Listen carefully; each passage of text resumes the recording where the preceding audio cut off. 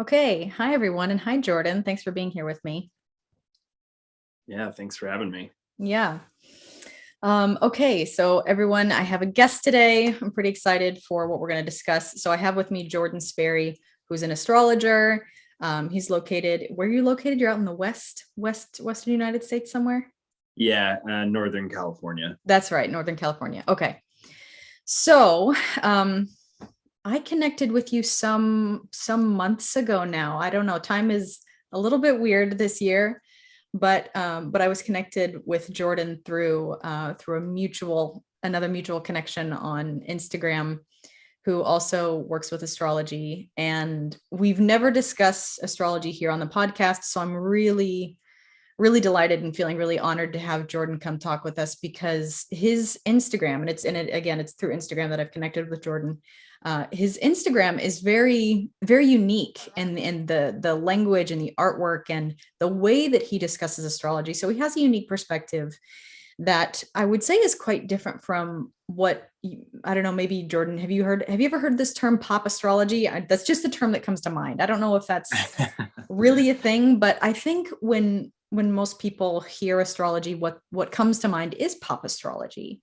It's Right. it's astrology that is a little bit more like watered down and Mhm. simplified so it appeals to the masses. And I would say that yours is not at all like that. And I don't really resonate with astrologers who do much of that. And so it's nice to have your voice here today to bring some light to this. What is astrology and how does it work and why should we care? All sorts of things like that. So um yes, so Jordan has this really amazing perspective and an Instagram page, and right off the bat, that's Astro Banditry, right?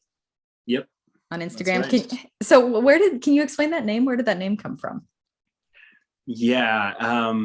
So actually, it came from the fact that I'm also a musician, and a few years before I started practicing astrology, I chose my musician sort of artist name as Night Bandit. Oh, okay. And that has like I mean it's like a deep thing. There's just this sort of, I don't know, I've always resonated with the archetype of like the bandit, Mm, or like the jester, or I don't even know. It's like it just came to me, and it resonated so deeply. And there's something about like friends I've had that I don't know. It just stuck in my head as like, yeah, that's me. okay. And so yeah, I just kind of like thought the astrology name should just be within the same, you know, thing, because maybe one day the musical stuff will link up. I'm a Gemini rising, so I always There we have go. this Yeah. long-term game plan of my alter egos kind Yeah. of coming together. Yeah, I don't know. So yeah, and also because I really like doing humorous things. I mean, that's something that I'm working on, and I've released things that are like kind of more comedy oriented with astrology. I don't want to be. I take astrology seriously, but I don't want to be serious. Like, Mm, I love that. because I think there's so much, it's such an amazing language to understand things. And there's a lot of rich artistic expression that can Mm, come out of it. So, hmm. um, yeah, Beautiful. yeah, something like Okay. Okay, that. that's a great explanation. Yeah, I was waiting for you to share the Gemini rising bit. I was like, this is very, very Gemini rising, I think. Yeah. Yeah. So can you tell us a little bit more about you that I didn't already share with everyone?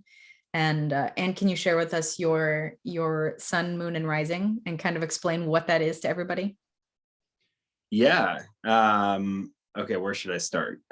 Should I? I'll just start with the sun, moon, rising. So I'm a Taurus sun, Capricorn moon, and a Gemini rising. And for those who are uh, a little bit more familiar with astrology, that means my sun falls into the 12th house and my moon falls into the 8th house. So that's already like very potent combination for somebody who would be Yes. interested in the, the esoteric practices, because the 8th and the 12th houses are kind of considered to be the most sort of spiritually inclined. Yeah, and I think it really ties into like my approach because my sun and moon are in earth signs, but they're in these very mystical, mysterious houses. So, and that's something, and that's something that I really try to lean into in order to like bring what seems to be difficult to understand down into a practical, like, here's how it really shows up in reality. Like I try to really focus on as concrete of examples as possible to like really get people to understand how this language, how these archetypes astrologically show up, to just make it more real, to make it feel less, I don't know, abstract and heady and, just kind of detached. I want people to feel like this is something that can be integrated into real life, like your day-to-day life. This is not some like woo-woo necessary. It doesn't have to be that. It doesn't have to be this, just empty abstractions. I mean, there's so much realness that you can witness. So yeah, that's a beautiful way to say it. So kind of what's going on there, right, is that you have those earth signs of Capricorn and Taurus in the houses that you mentioned, which are ruled by water. So it's the blending of the earth, which is practical, and the water, which is, it's like more feminine and more spiritual. So that's just to kind of give the more language, like elemental language or archetypal language to people listening. That's really beautiful. Yeah. So this is kind of your lens. I mean, would you say that that's your primary lens in seeing astrology? Yeah. And sharing it. Oh, absolutely. Yeah. Yes, that, especially the moon in the 8th house. I mean, if anybody, if you're a millennial who has a prominent Capricorn placement, which you do as well, you're a Capricorn sun, you're kind of like the mirror of my astrological placements, because you're a Capricorn sun, Taurus moon.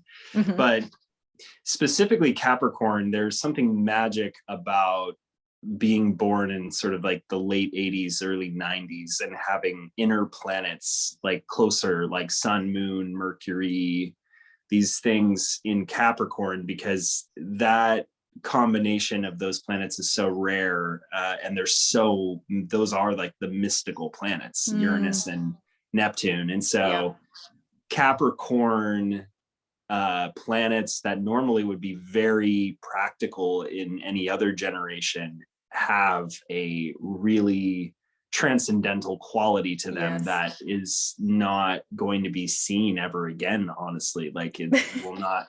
The Capricorns that are alive now, the Capricorn suns, the Capricorn moons, like you are a unique blend of, Capricorn, which is so grounded in reality, but you have this Uranus Neptune influence, which those are, like the great liberator of the spirit and the great imagination planet, so I mean, it's it's an exciting time to have Capricorn placements. That was so beautifully said, and felt like such a nice introduction for me and you. That was beautiful. And kind of a nice note for anybody born around the time that you and I were, right? Like late 80s, early 90s.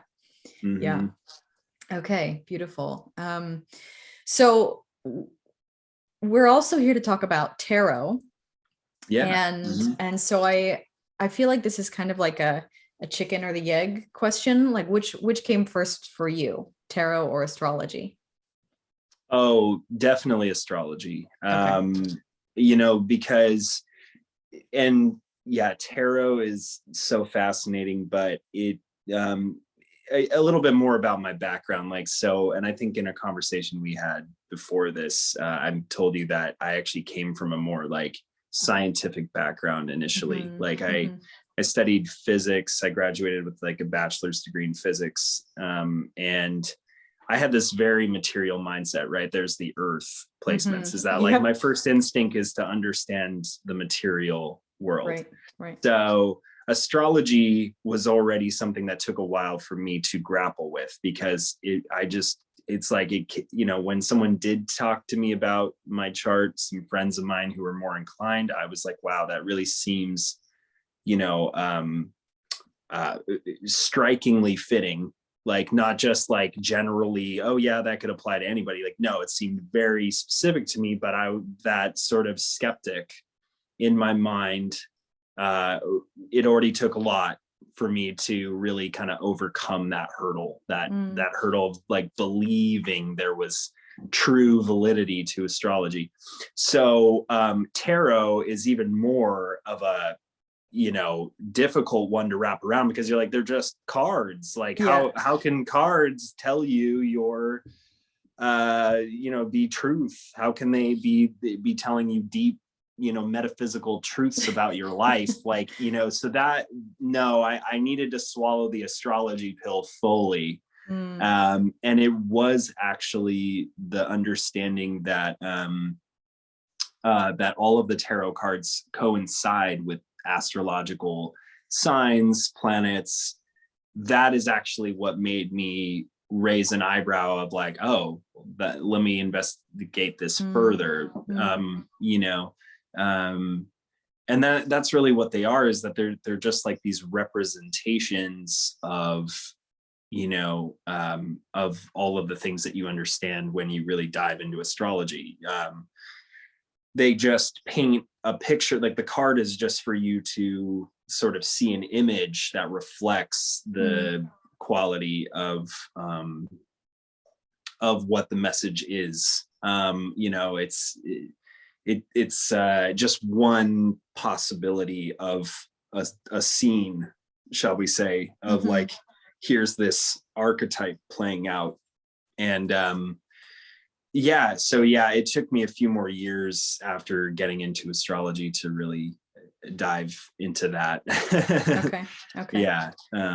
Yeah. And one of the things that's really unique and particular about your voice and the way you explain things on Instagram is through the archetypal language of tarot, right? Explaining astrology through that lens very frequently, right? I wouldn't say all the time, but frequently I see that sort of thing in your content. And that I think is pretty unique. And it does really draw that line between the archetypes of astrology, the 12 symbols and, signs and planets, and then the tarot cards, right?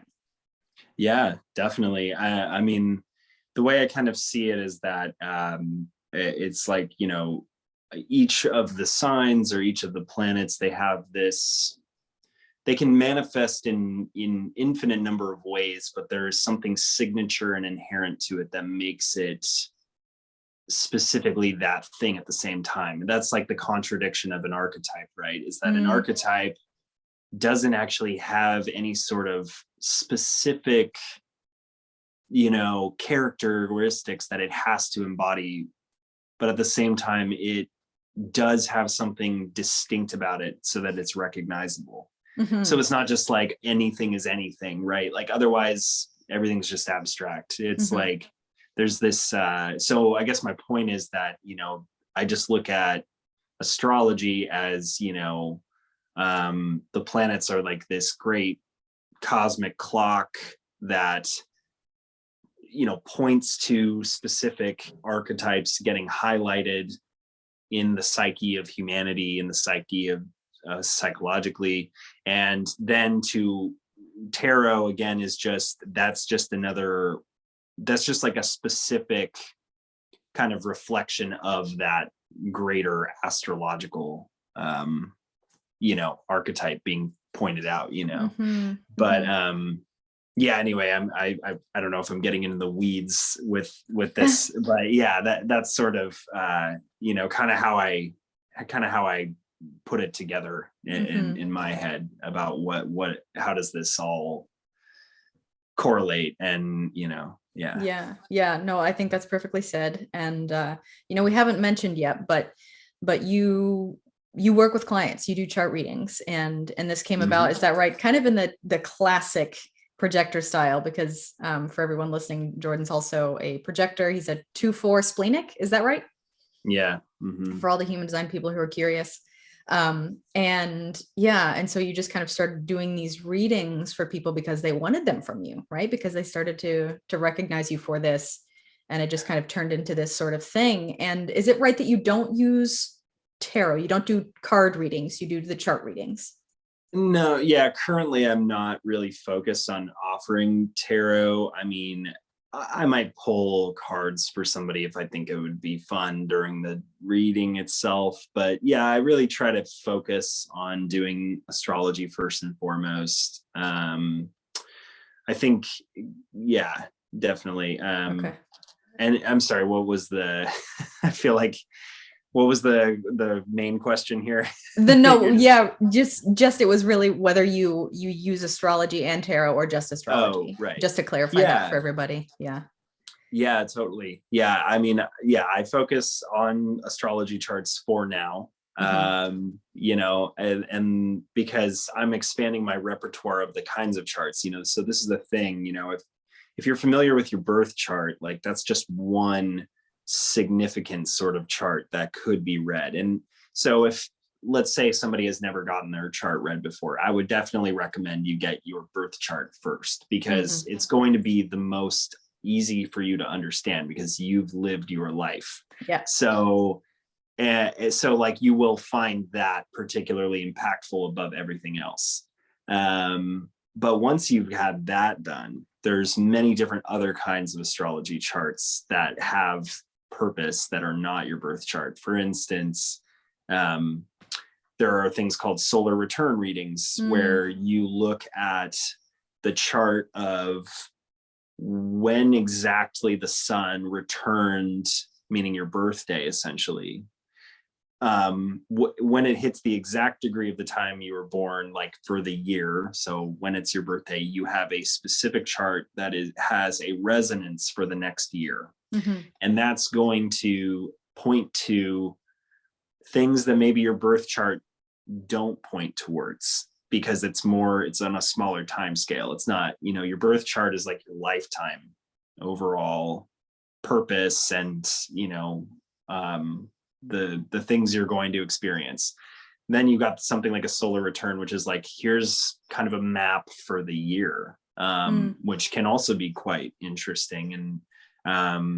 And then, you know, there's relationship charts. You can look at the synastry between you and another person. And there's a couple of different variations on that. And those are really fascinating. That's probably my favorite thing to do, is because it's really interesting to hear. And I love it too, because I usually don't know much about somebody's relationship. So I can really go into the chart reading a little more blind than a natal chart. So that what I say, if it really hits them, it's quite satisfying to be like, oh, I got, you know, like I really hit the nail on the head about this part of your relationship. Like, and I don't even know you. I don't even know I don't know your partner or whoever. Yeah. And then I just started doing business charts, like elected charts, where, you know, there's the time that you launch your website or whatever you see as the start of your business. You know, it could be as simple as you started an Instagram page. That's like what I use for my business chart. And that can tell you certain things like the qualities of that business and how that's going to show up when people perceive you. Because when you're making a business chart, it's like, yeah, they might see a little bit of what's indicated in your birth chart, but like really it's even more, they're looking at this thing you've constructed, you've created. And so that has a life of its own. So anyway, it's, you know, there's already so much in that realm that I like to focus on that. But, you know, I don't know, like maybe there's a way I can do tarot in the future, like on a client level. But that's where my practice is at. Yeah. Okay. So can you tell us a little bit about what a birth chart is and what all is going on there? Anything that you think is valuable for someone to know who maybe has never seen their birth chart or is seeing their birth chart for the first time, what do people need to understand about what they're looking at and how it all works? Mm. Yeah. So, I mean, there's a lot of components. I mean, it can be really, really overwhelming for people when they first look at their birth chart. It can just look like nonsense, or just, I don't know, you're just like, oh my God, so many symbols, and what's all these angles. And I mean, it can be a lot. Yeah. And so breaking all of that down, it takes time. But yeah, the first things to pay attention to are, I really, and we talk about pop astrology. You mentioned pop astrology at the beginning, but like pop astrology, I don't see as being, useless or something. It's not like what Right. I'm interested in doing, but like it is good because it's like, it's kind of like the equivalent of like pop music. I mean, like, Mm-hmm. you're not gonna like try to put on Beethoven for somebody. Like, if you're like trying to introduce music to someone, you're gonna Yes. start with something catchy and Yes. easy. So you're not That's a gonna good way to put like it. throw on some avant-garde classical music or something. I don't know, just something Yeah. very, like just overwhelming. And so I mean, it's kind of the same thing. Like, I mean, I think the sun moon rising is a really good kind of beginning of understanding. I mean, Mm-hmm. because then you're not even needing to look at geometry or understand all of the planetary archetypes, and we see the sun and the moon. We understand kind of like what those things are to some extent, meaning in a meaningful way already, beyond just like, oh, it's a ball of heat and a rock in the sky. I mean, like, we understand that, like, oh yeah, the sun, it's like how you shine, and the moon is like how you reflect. And you can already, that's very natural for people, right? And the rising might throw someone off. I know a lot of people, they hear that's important, they don't understand what that is. So I Mm-hmm. guess Mm-hmm. that would actually help to talk about that, because the rising or the ascendant is essentially like imagining if imagine if you were, at the moment of your birth, you looked over to the eastern horizon at that time, and you took a snapshot of like where, because that's where the sun rises in the morning, right? Mm-hmm. But not everybody's born at sunrise. Right. So it's about this idea of, like, if the sun were rising over the horizon at that moment you were born, that is the rising sign. So it's like pointing to that zodiac sign. And so the rising, to me, also is really kind of, it's it's honestly just as important as the sun. I mean, you could even argue more so. It's not really a matter of what's more important, but I'm saying it's highly important, because that starts the wheel, your personal wheel of what are called houses. And houses are like the zones in the sky at the time you were born, and the rising is the starting point of those houses. So this is why your birth time is just as important as your birth date, because we need to know, relative to where you were born specifically, at the time you were born specifically, was the sun up in the sky? Was it nighttime? Was it below the sky?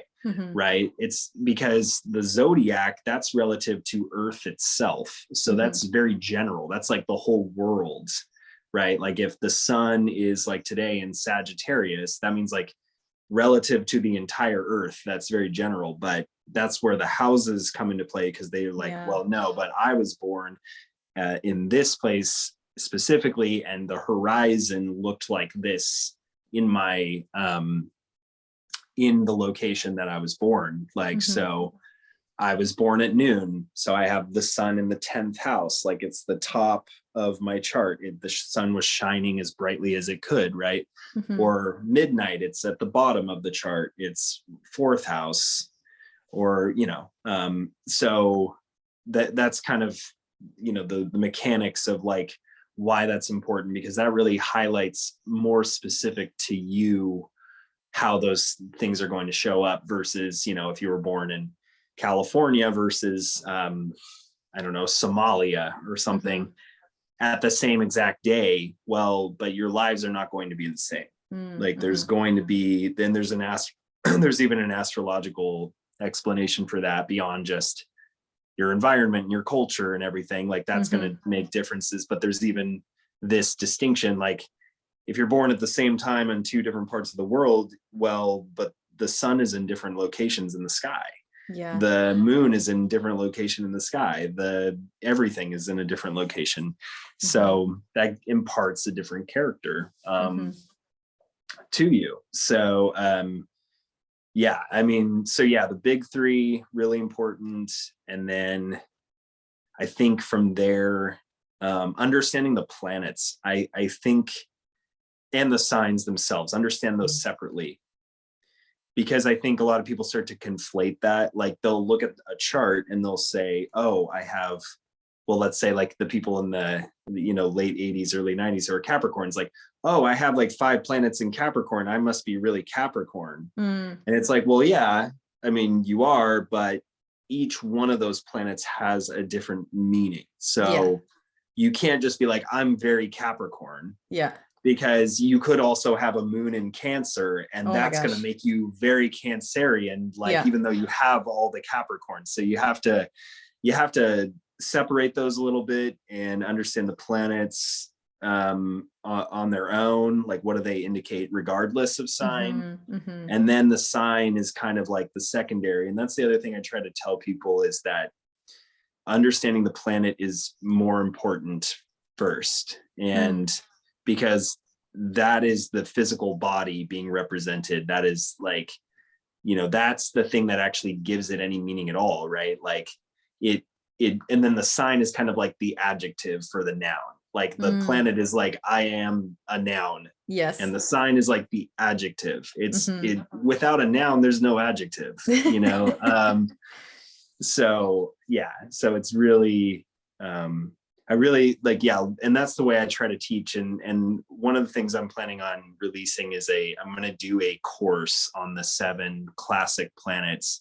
Oh, I'm amazing. hoping to do it in February. That'll be like the first course I ever offer. Okay. It'll be like a weekly meetup talking about each of these 7 planets. Oh, amazing. And I'm sorry, what? No, that's amazing. That sounds great. Oh yeah. Thank you. Yeah. Yeah. And it's going to be very comprehensive. It's going to be like, we're going to talk about what is the planet, and that's the point, is I want people to look at these as building blocks. That is what helps you. So it's not so complicated and difficult, is that if you learn each of the pieces separately, then you can start to critically think and combine these things. And then it all starts, it just, that's how it happened for me, is like one day it just started to all fit together in my head of like, oh yeah, okay. And then that's how you're able to get good enough where you can look at a chart and get it. Yeah. That's kind of when the artistic interpretation comes in. Yeah. And then, now I don't need to like refer to a book or something to be like, I'm stuck. I don't know what this means. If it's, I'm that pretty much never happens now, because I spent so much time and energy really understanding every block. Yeah. This planet, this sign, this house. Yeah. And then you start to see them, and then of course, it's just practice like anything. Yeah. You read, every chart you read, you get better and it becomes more natural. I used to take me 2 hours to prepare for a reading. Now it takes, I could honestly, I usually spend more time, but I could probably just look at one for 20 minutes now and give a proper reading. Yeah. But at the beginning, I wouldn't have been able to do that. Like it's just like anything. It takes like a lot of repetition, and it too. Doing human design. Even when I look at human design, I'm like, whew, that is a lot of numbers. That is a lot, even for me. So yeah, it's the same thing. It starts to yeah, it just starts to click, you know. Yes, for sure. Yeah, because it's all archetypal. I loved the way you explained that. I especially loved what you said about how you compared the planet to a noun and the sign Yeah. to the adjective. So Hmm. if you could, can you give us an example of that and use yourself as an example, like your your moon in Capricorn? Can you explain just Mm-hmm. how that breaks down archetypally? Yeah, I guess the planet, I should, a little bit of an amendment to that. It's kind of like a noun and a verb, I should Okay. say, kind of Okay. like both, right? So it's like it's doing something and Ah. it is something. So like the moon is sort of like my emotions or my needs. I feel, right? Mm, It's like that's the core. Yeah, like I would say that emotions, needs, feelings, reactions, there's a lot of words that I would, environment, mm, because we yeah. feel, Yes. that's how we, yeah, environment, um safety, like these are the words that I would associate with the moon, like what makes you feel like you're getting your needs met, Mm, you're being, you can feel properly, that you can emote, like those are the kind of nouns and verbs I would associate with the moon. And then, yeah, something like Capricorn would be, the adjectives or the descriptors I would put to that is like structure, discipline, ambition, um, limitation, mm, uh, construction, um, you know, uh, ascension, right? Like the mountain right. goat, Climbing. Yeah. climb, yeah, Hmm. exactly, climber. um yeah, and it can also be kind of, and yeah, then there's this sort of like wintry quality to Capricorn, it being the winter solstice sign, so that Hmm. could be, there's also this feeling of oh yeah, uh man, I just had it, what's the word, temporal, Mm, yeah. awareness of time, a Mm, lot, awareness of the limitation. You only have so much time, yes. you only have so much, only so much resource, and it's Saturnian. So that's the other thing, is like, to help understand the signs, you have to understand how they point to a planet. So it's like Capricorn is like so stereotypically Saturnian, which Hmm. has to do with the fact that like it's the awareness, you're material, you are limited by your body, you are Hmm. limited by your physicality, you are limited by your ambition, you are limited by how much authority you have in the external world. And so, but by being aware of this, you are able to make it real, Hmm. instead of it just being imaginary Right. or like just being an idea. It's like, okay, well, here's what I have, and I'm gonna make something with it. So yeah, I would say like, so then with the moon, it's like I feel those Capricornian traits, like, Hmm. and that definitely, and I'm sure you being a Capricorn sun, it's like, the thing is, it's almost like we can be our own, uh, we can almost like discipline ourselves or Yeah. bind ourselves or like hold ourselves down or criticize ourselves, because Yeah. we are aware of like we can do better, we can Hmm. be more responsible, we can be more resourceful, we can be Hmm. more ambitious. So the Yeah. moon doesn't really like to be in Capricorn, because the moon wants to feel nice things. Hmm. It doesn't want to feel Doesn't like want to feel Saturn. responsibility and the looming threat of death, the Oh, looming threat of limitation, like the moon. That's why it, and there's, if, yeah, because the moon likes to be on the opposite side, which is Cancer, which yeah. is all about nurturing and, maternal. So yeah, that's just like an example of what I'm talking about, is like, yeah, like understanding each of those things, you put them together and the picture starts to emerge. And then, yeah, and then there's the house on top of it, which Yeah. is like the area of life. So that's like the where, like, Mm, so the planet's the what, the sign is the how, and the house is where in life does this really emphasize. So yeah, that's just kind of, it really is kind of that, it's that simple, but it's that complex. Yeah, it already sounds, I think, it might be a little bit complicated for anyone listening who's new to it, but it's just the tip of the iceberg, right? Kind of like you were sharing, that it just goes and goes and goes. And then you do eventually arrive at this place where the archetypes kind of click and it all fits together and you understand it. So before we wrap up, can you tell us why should someone care? Why should someone look up their birth chart? Because, oh man, well, really, like, the reason why is honestly very personal. I mean, like, there could be many insights that can come out of it, but I can safely say it was one of the, if not the most life-changing things that occurred to me. And again, this is from somebody who was highly skeptical and highly rigid, and in the way that I saw the world, I did not have anything in my life initially that would indicate that this would be significant to me.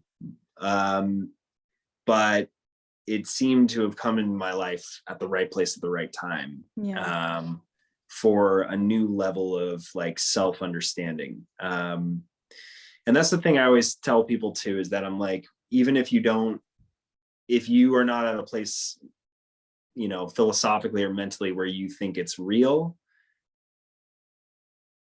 it can still be useful. I know what I mean? That. Thank you so much for saying that. It doesn't need to be quote unquote real for it to be useful, right? Yes. I mean, many people would say the practices in religion are not real. Like, the Bible is not, there's no physical evidence for the happenings of the Bible, and yet many people find meaning and usefulness in it. So useful, 100%. Right. Yes. Yeah.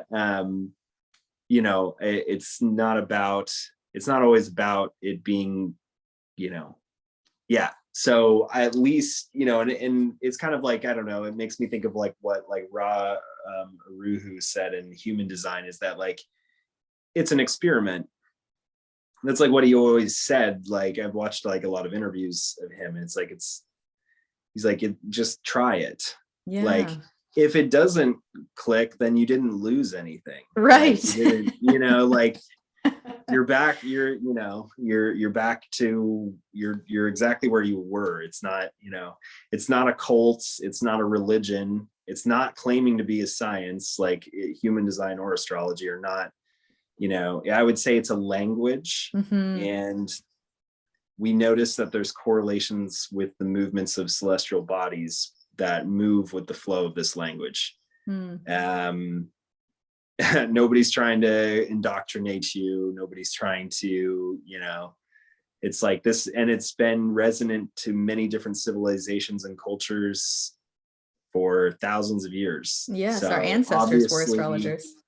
Yeah, obviously we find some sort of significance in the planets and stars as our species, to what extent you apply it in your life, that's up to you. It's not an all or nothing situation, really. I mean, it wasn't for me for a long time. I mean, if you told me 5 years ago that I would be an astrologer, I would have laughed at you and thought you were psychotic. Yes, that's so relatable. Yeah. Totally. So beautiful. Okay. Yeah. Thank you. Okay. Amazing. So that kind of makes me think then about, why should people care about transits, and what are transits? Yeah, so transits just kind of means like what is currently, it's the weather, quote unquote, the weather of the cosmos, like where are they currently at, right? It's not like the planets stop moving when you were born, right? They're moving parts. And so why you should care is that the way it interacts with your chart, right? When, let's say, you have sun, your Capricorn sun, right? So for instance, there were many outer planets like who take a very long time to move around, relative to Earth. I mean, that's the other thing to know about astrology is that it's geocentric, meaning like it's not how long they orbit the sun, it's where do they appear to be relative to Earth, because we live on Earth. So it's more relevant for us to look at. That's why retrogrades are a thing, because it's not the planet is actually physically moving backwards. It's that it appears to be backwards based on the momentum of Earth relative to that planet moving. Anyway, so the point is that significant things tend to happen in life when these slow moving planets touch the same region of the sky that hits an inner planet. And those are usually the most life-changing moments. So for instance, if you have a lot of Capricorn planets like a sun or a moon or something, the last 3 years, I guarantee you, were very hard in some way, because for instance, Saturn was transiting the sign of Capricorn, and it probably made you feel some degree of pressure, life changing in a bad way, like something negative, some sort of setback, some sort of boundary, something feeling a blockage of progress in your life, some sort of, maybe you felt depressed, maybe you were in a bad relationship, maybe there was some sort of affliction that needed to be worked through. So that's an example about how paying attention to where things are, and really, especially noting those outer planets, which are more advanced. Those archetypes are more difficult to understand, but those are really where the power of your life story come through. That's why we talk about, I mean, even if you're not familiar with astrology, a perfect example is, the Saturn return. A lot of people have heard of this idea of the Saturn return, which is where Saturn finally gets around the zodiac for the first time since you were born. And that takes 29 years, give or take. Like I'm going through my Saturn return right now.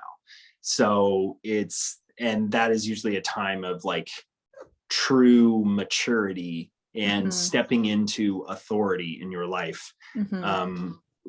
Making sacrifices so that you can build something constructive in your life, like making dramatic changes to the structures of your life to feel more like who you actually are, or who you actually want to be. That's like a real classic stereotypical example. Another example is like your birthday. The reason the birthday is significant is that's the solar return, like I mentioned earlier, which is that's like the light of the sun has arrived back to where you were born. And that's typically why, not always the case, but most people tend to feel most like themselves during their birthday season, because there's something about the light of the sun that is very in congruence with who you are. And that's why people tend to be nicer. I'm not saying always, but they tend to be nicer to you around your birthday. Yeah.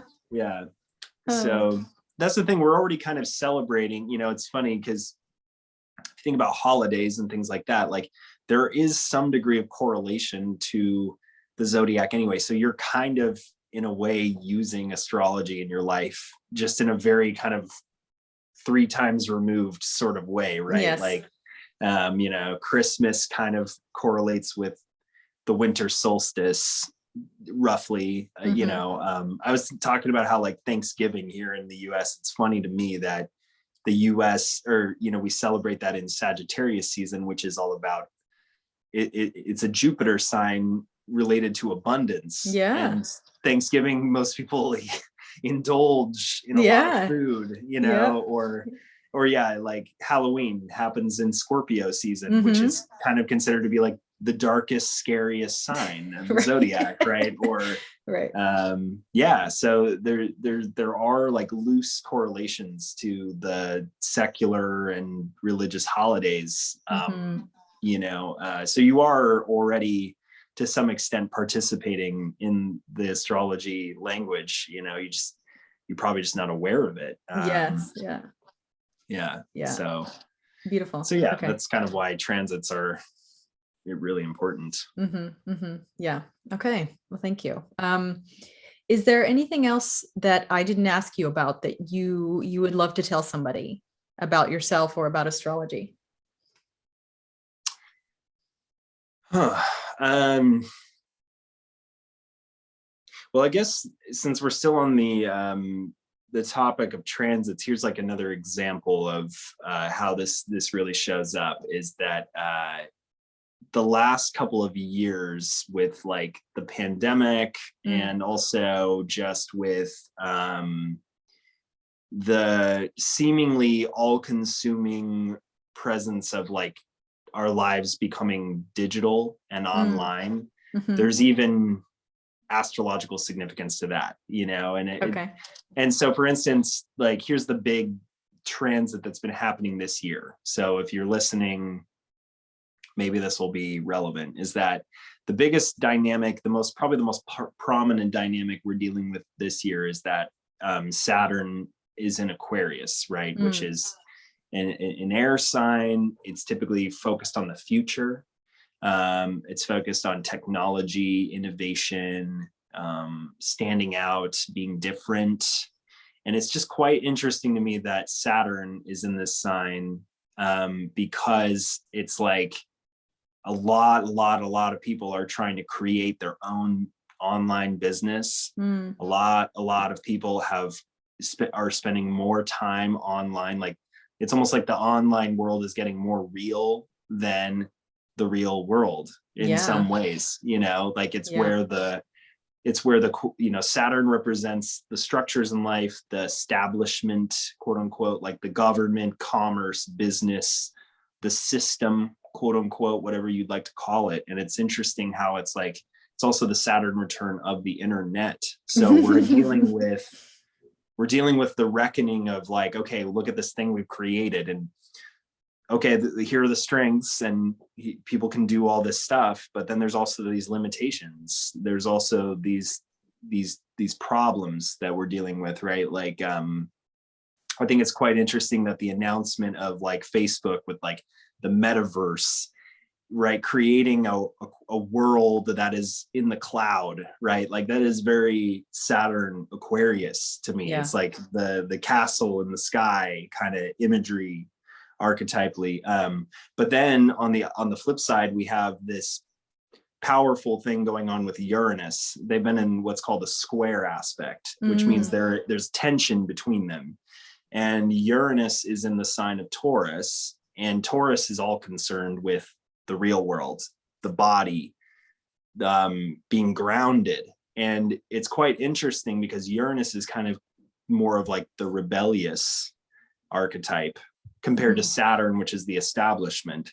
So it's almost like it's more rebellious to be doing things in reality than it is to do them online, so like that's an example of what I'm talking about, and how there's tension between these. Like people are having to figure out, like, if I'm going to spend this much time online, how can I still feel connected to the real world? Like how can I feel like I'm still like a powerful individual being on earth who can make my own decisions, and I'm not just dictated by the internet world on how I should, spend my time and energy.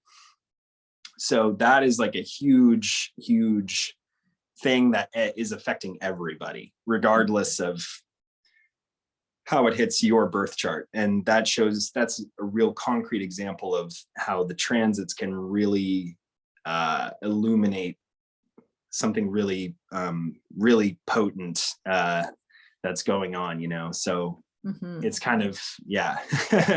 And then I guess, the difficulty is like, how do you integrate it? How do you integrate like feeling like you're still on earth while you're up here, quote unquote.